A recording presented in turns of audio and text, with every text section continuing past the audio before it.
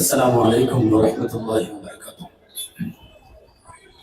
அளவற்ற அருளாளரும் நிகரற்ற அன்புடையவனுமாகிய எல்லாம் வல்ல அல்லாஹ்வின் பெயரால் துவங்குகிறேன்.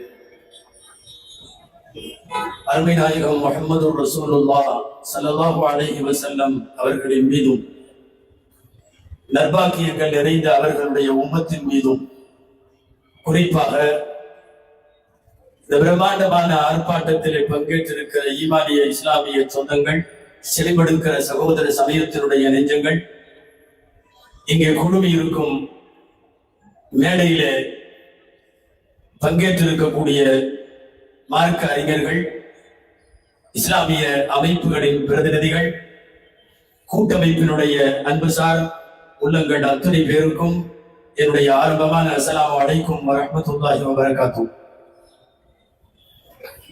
புதிதாக மத்திய அரசால், ஒன்றிய அரசால் நிறைவேற்றப்பட்டிருக்கிற வக்ஃப் சீர்திருத்த சட்டத்திற்கு எதிராக அநேகமாய் இந்தியா முழுக்க முஸ்லிம்கள் தெருவிலே இறங்கி போராட்டத்திற்கு வந்திருக்கிறார்கள்.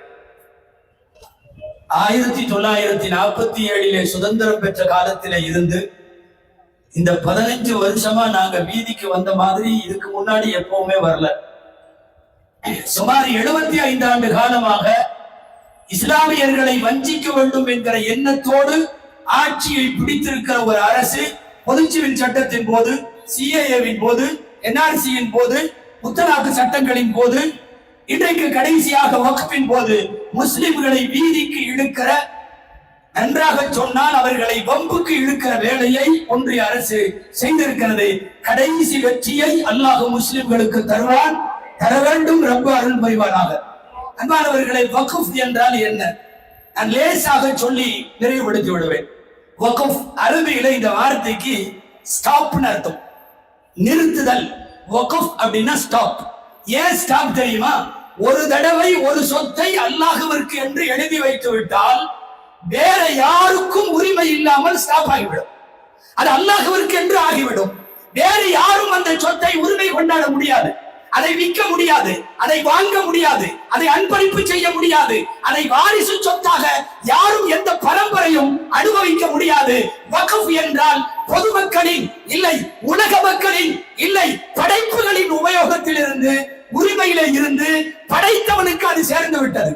நீங்கள் இப்போது புதிய சட்ட திருத்தத்தின் மூலம் கை வைப்பது எங்கள் சொத்தை மட்டுமல்ல, அல்லாஹ்விடம் திருடுகிற அயோக்கியர்கள் நீங்கள். அதனால் தான் இஸ்லாமிய சமுதாயம் வெகுண்டெழுகிறது.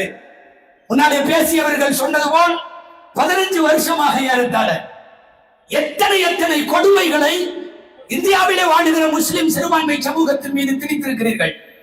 சிஏஏவின் போது நாங்கள் பட்ட பாடு, என்ஆர்சிக்காக வேண்டி நாங்கள் வீதி வீதியாய் போட்ட முழக்கம், எங்களின் உயிரினும் மேலான ஷரியத் சட்டத்திலே கை வைத்து அதை திருத்துவதற்கு தொடர்ந்து முயற்சிக்கிற உங்களுக்கு சொல்லுகிறோம், அல்லாஹ்வின் ஷரியத்து ஒருபோதும் மாறாது, ஒருபோதும் மாறாது, மாற்ற விடவும் மாட்டோம்.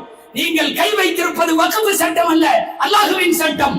நீங்கள் திருத்தம் கொண்டு வர நினைப்பது அரசியலமைப்பு சட்டம் அல்ல, அண்ணல் பெருமான் ஸல்லல்லாஹு அலைஹி வஸல்லம் எங்களுக்கு சொல்லி தந்த, எழுதி தந்த, வாக்காகவும் வாழ்வாகவும் விட்டு சென்ற சட்டம். அதிலே கை வைப்பது உங்களால் அல்ல, எந்த கொம்பனாலும் முடியாது. 1400 வருஷமாக எங்களுக்கு என்று ஒரு ஷரியத் இருக்கிறது. அந்த ஷரியத் திருத்தப்படவில்லை, அந்த ஷரியத் மாற்றப்படவில்லை, மாற்றத்திற்கான அவசியமும் வரவில்லை. நாங்கள் ஏதோ இஸ்லாமிய சட்டத்தை நீங்கள் கை வைத்து விட்டீர்கள் என்பதற்காக மட்டும் போராடவில்லை, இந்தியாவின் அரசியல் அமைப்பையும் நீங்கள் கை வைத்து சிதைத்திருக்கிறீர்கள். இந்த சட்டம் இந்தியாவினுடைய கான்ஸ்டிடியூஷனுக்கு எதிரானது, அரசியல் அமைப்புக்கு எதிரானது. கவுன்சிலர்ல இருந்து ஜனாதிபதி வரைக்கும் எல்லாரும் பதவி ஏற்கிற போது பதவி பிரமாணம் பார்த்திருப்பீங்க. நீங்க பதவி பிரமாணம் எடுக்கிற போதே என்ன சொல்லணும் தெரியுமா? தன் பெயரை சொல்லி இன்னாராகிய நான் அப்படின்னு சொல்லிட்டு 3 நிபந்தனைகள் சொல்லுவார்கள். இந்தியாவின் இறையாண்மைக்கும், இந்தியாவின் மதச்சார்பின்மைக்கும், இந்தியாவின் ஜனநாயகத்திற்கும் நான் ஊறு விளைவிக்க மாட்டேன், எதிராக நடக்க மாட்டேன்னு பஞ்சாயத்து கவுன்சிலர்ல இருந்து பாரத ராஷ்டிரபதி வரைக்கும் இந்த 3ஐயும் ஒத்துக்கொள்ள வேண்டும். இறையாண்மை மீற மாட்டேன், மதச்சார்பற்றவனாக இருப்பேன், ஜனநாயகத்தை பாதுகாப்பேன். இந்த 3ஐயும் சொன்ன இந்த ஒன்றிய அரசின் இன்றைய பிரதிநிதிகள் கிட்டத்தட்ட 3ஐயும் காத்துல பறக்க விட்டாங்க. இறையாண்மை கேலிக்குள்ளாக்கி இருக்கிறார், மதச்சார்பின்மை சந்தி சிரிக்கிறது. இந்த நாடு மதச்சார்பின்மையில் இல்லை என்பதற்கு வீதிக்கு வந்து திரண்டிருக்கிற இந்த கூட்டம் ஒரு அடையாளம். ஜனநாயகம் கேலி கூத்தாக்கப்படுகிறது. அந்த அடிப்படையில் இந்தியாவினுடைய அரசியல் அமைப்பின் பெருமை என்ன தெரியுமா? அது கொண்டிருக்கிற செக்யூலரிசம். செக்யூலரிசம் என்றால் என்ன? அரசுக்கு மதம் கிடையாது. அரசு இந்து அல்ல, அரசு முஸ்லிம் அல்ல, அரசு கிறிஸ்து அல்ல, அரசுக்கு மதம் இல்லை. அதுதான் secular. The basic structure of Constitution of India. இந்தியாவின் அரசியலமைப்பு சட்டத்தின் அடிப்படை கட்டமைப்பு என்பது செக்யூலரிசம். இன்றைக்கு அதை குழி தோண்டி புதைக்கும் விதமாகத்தான் வக்ஃப் திருத்த சட்டம் வந்திருக்கிறது. எதனால் எதிர்க்கிறோம் என்று எனக்கு முன்னாலே பேசிய பல்வேறு அமைப்புகளை சார்ந்த பிரதிநிதிகள் சொன்னார்கள். நானும் ஒன்று இரண்டை அது எவ்வளவு வீரியமானது என்பதை உங்களுக்கு உணர்த்துவதற்காக சொல்ல வேண்டும். யாராவது இப்போ அல்லாஹ்வுக்காக வக்ஃபுக்கு ஏதாவது எழுதி வைக்கிறீங்கன்னு வைங்க, ஒரு ஏக்கர் இடம் வேணாம், 1 சென்ட் இடம் நான் அல்லாஹ்வுக்காக எழுதி வைக்கிறேன் எழுதுனா, இப்ப புதுசா கொண்டு வந்திருக்கிற மத்திய அரசினுடைய திருத்த சட்டம் சொல்லுது அதுக்கு ஒரு பத்திரம் ரெடி பண்ணணும். அந்த பத்திரத்துல நான் எழுதி கொடுக்கிறேன், நீங்க எழுதுவீங்கல்ல, எழுதுற நீங்க 5 வருஷம் முஸ்லீமா இருந்து வாழ்ந்து வந்துட்டு இருக்கிறீங்கன்னு ப்ரூஃப் பண்ணணும். அப்பதான் இனிமேல் வக்ஃபே செய்ய முடியும். அல்லாஹ் அக்பர். நான் எதுக்கு உங்ககிட்ட வந்து அல்லாஹ்வுக்கு எழுதி வைக்கிறதுக்கு நான் 5 வருஷம் முஸ்லீமா இருந்தேன்னு நான் ஏன் ப்ரூஃப் பண்ணணும்?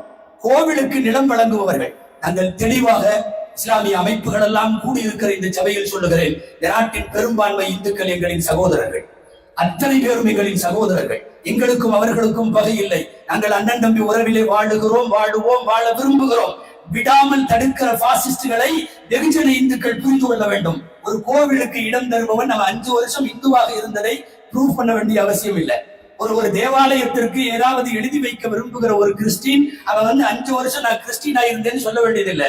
ஆனால் இப்போது கொண்டு வந்திருக்கிற மத்திய அரசினுடைய வக்ஃப் திருத்த சட்டத்தில் அல்லாஹ்வுக்காக நீங்கள் எதையாவது எழுதி வைப்பதாக இருந்தால் 5 வருஷம் நீ முஸ்லிமா இருந்தேன்னு ப்ரூவ் பண்ணணுமா?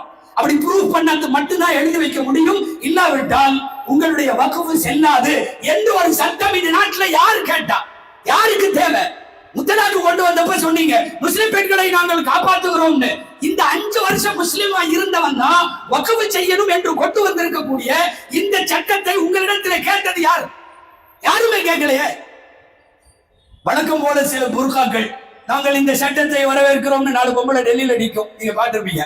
நான் அதுல வந்து முத்தலாக்கு தடை வந்த உடனே ஒரு பொம்பளை வந்து கையை தூக்கிட்டு, இந்த பொம்பளைக்கு பேரு சக்கியான்னு பேரு, ரொம்ப அருமையான சட்டம் இருந்துச்சு, போன வாரம் பேட்டி கொடுத்துருக்கு, நானே நடுத்தரவுல நிக்கிறேன்னு. வருமா இல்லையா? நீங்கள் எந்த மாதிரி குல்லா போட்ட முஸ்லிம்களை கொண்டு வந்து ஆதரவு செய்வீர்கள் என்று எங்களுக்கு தெரியும். எல்லா இடத்திலையும் 10 கருப்பு ஆடு இருக்கும்.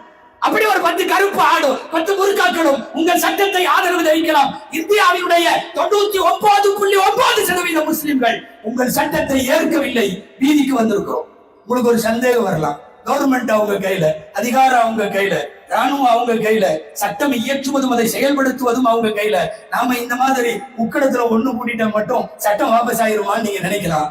தொடர்ந்து போராடினால் அடிக்க அடிக்க அம்மியும் நகரும், அமித்ஷாவும் நகருவார், நடக்க முடியும். அதாவது தொடர் போராட்டத்தில் வெற்றி கிடைக்கும் என்று இந்த நாட்டில் நம்மை புரிய வைத்தவர்கள் ஹரியானாவுடைய பஞ்சாபினுடைய விவசாயிகள். எப்படி போறான்னு உங்களுக்கு தெரியும், வருஷ கணக்குல போறான்னா. நம்மள மாதிரி டிப்டாப்பா வரல, குழந்தை குட்டியெல்லாம் கூட்டிட்டு வந்துட்டான், மனைவி எல்லாம் கூட்டிட்டு வந்துட்டான், டிராக்டர் ஓட்டிட்டு வந்துட்டான், மாடெல்லாம் கூட்டிட்டு வந்துட்டான்.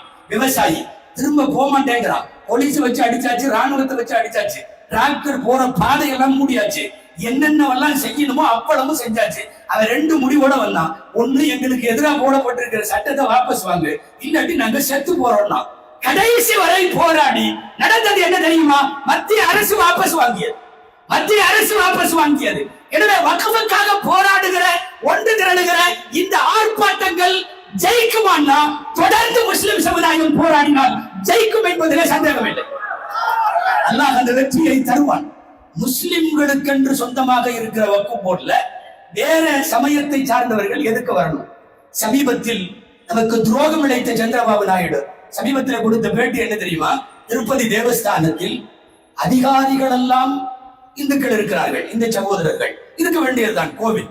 அதுக்கு கீழே 1000 பணியாளர்கள் வேலை செய்கிறார்கள். மாநில அரசு உத்தரவு போட்டிருக்கு என்ன தெரியுமா? அதுல பணியாளர்களிலே கூட இந்துக்களை தவிர வேற யாரும் இருக்கக்கூடாது. உங்களுக்கு அப்போ வேற சட்டம், எங்களுக்கு வேற சட்டமா?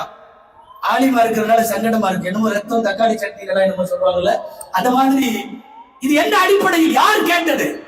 2004 நான் யாரையும் தாக்கவில்லை. நான் சொல்லுகிறேன் இந்து சகோதரர்களுக்கும் புரிவதற்காக. சீரடி சாய்பாபாவுடைய ட்ரஸ்ட் அமைக்கப்படுகிறது. சாய்பாபா ட்ரஸ்டுக்கு கவர்மெண்ட் ஆபீசர் ஒருத்தர் வருவார்ல, சட்டம் என்ன எழுதிருக்காங்க தெரியுமா? அந்த கவர்மெண்ட் ஆபீசர் அவருடைய பக்தரா இருக்கணுமா? நீ உன்னுடைய வாரியத்தில் உன்னுடைய அமைப்பில் இதுவெல்லாம் நியமிக்கிற போது அவரவர்கள் இருக்க வேண்டும். ஏன் இஸ்லாமியர்களுக்கு சொந்தமான வகுப்பிலே முஸ்லிம் அல்லாதவர்கள் இந்த ஃப்ரீடம் எல்லாம் எங்க போனது? ரைட்ஸ் எங்க போனது? ரிலீஜியஸ் ஃப்ரீடம் என்று சொல்லக்கூடிய இந்தியாவினுடைய மத சுதந்திரம் எங்க போனது? தொடர்ந்து வஞ்சிழைக்கப்படுகிற ஒரு சமூகத்தினுடைய போராட்டம் சலனம் மலினப்படாமல் வீரியம் பெறுவது நீங்கள் எடுக்கக்கூடிய முடிவுகளை வைத்துத்தான். ஒரு குழு அமைச்சாங்க, வக்ஃப்ல திருத்தம் கொண்டு வருவதற்கான குழு. நாடு முழுவதும் நாங்க வர்றோம்னு வந்தாங்க. நீ வக்ஃப்ல திருத்தம் செய்யணும்னா யாரை கூப்பிட்டு பேசணும்? இஸ்லாமிய சமுதாயத்தினுடைய மார்க்க அறிஞர்களை கூப்பிட்டு சட்டம் என்னன்னு பேசணும். இதுவரைக்கும் மார்க்க அறிஞர்களை கூப்பிட்டு பேசவே இல்லை. உங்களுக்கு ஒரு செய்தி தெரியுமா? ஆங்கிலேயன் ஆண்ட போது கூட பிரிட்டிஷ் கவுன்சில்ல பிரிட்டிஷார் ஆட்சியில கூட இஸ்லாமிய சட்ட விவகாரம் வந்துச்சுன்னா உலமாக்களை பிரிட்டிஷ் அரசு கூப்பிடும். ஒரு 10-12 பேர் உலமாக்கள் பிரிட்டிஷ் கவர்னரை போய் சந்திப்பாங்க. இதுல சட்ட பிரச்சனை என்னன்னு கேட்டுட்டு தான் பிரிட்டிஷ் அரசு முடிவெடுத்தது.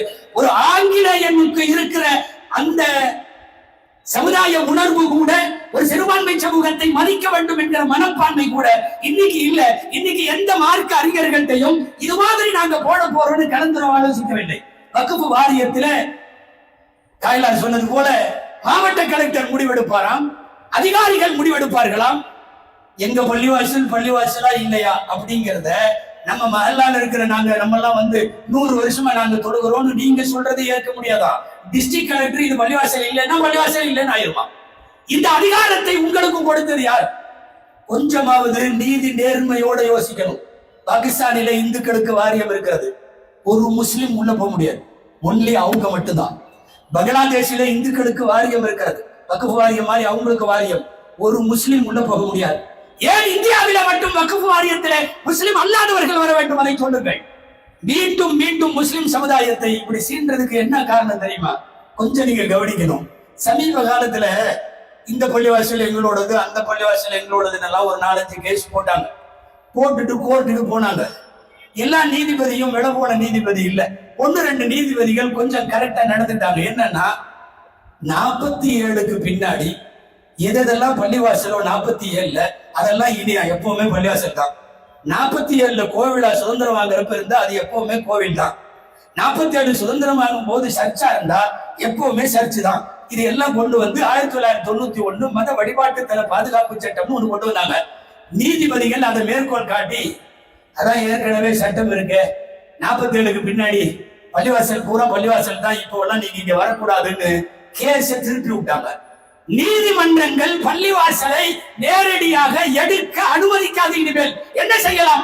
வக்ஃப் போர்டை கைப்பற்றுவோம், அதில இருந்து சொல்லுவோம், நீ பள்ளிவாசல் இல்ல காலி பண்ணு, நீ மதரசா இல்ல காலி பண்ணு, நீ எத்தீம்கானா இல்ல காலி பண்ணு என்று சொல்ல நீதிமன்றங்களை நாடாமல் வக்ஃப் போர்டை கையில் எடுக்க வேண்டும் என்று வக்ஃபினுடைய 40 திருத்த சட்டம் உங்களுக்கு முன்னாடி சொல்லியிருப்பாங்க. 40 பேர், 22 பேர் மெம்பர்கள். இதுல இப்ப புதுசா வந்திருக்கிற வக்ஃப்ல, மத்திய அரசு நினைக்கிற வக்ஃப்ல 22ல ஒன்லி 10 பேர் முஸ்லிம், மீதி 12 பேர் முஸ்லிம் அல்லாதவர்களும் வரலாம். சரி, 10 பேர்ல 2 பேர் முஸ்லிம் பெண்கள், 8 பேர் மட்டும்தான் முஸ்லிம் ஆண்கள். நீ எந்த 2 பெண்ணை போட வேண்டிய எங்களுக்கு தெரியும்.